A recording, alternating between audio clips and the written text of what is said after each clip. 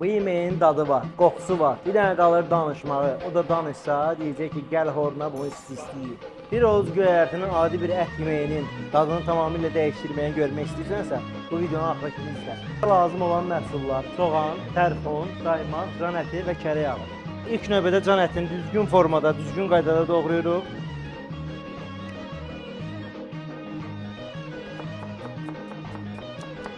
Kərə yağını əlavə edirik tavamıza. Can ətini əlavə edirik qızmış yağa. İlk növbədə can ətini qovururuq. Soğanımızı əlavə edirik.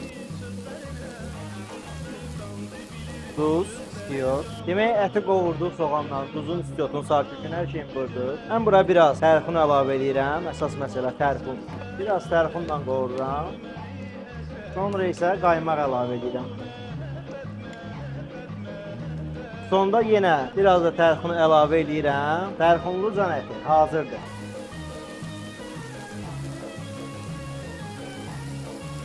Böreği batırdım buna böyle ətlə bir yerdə.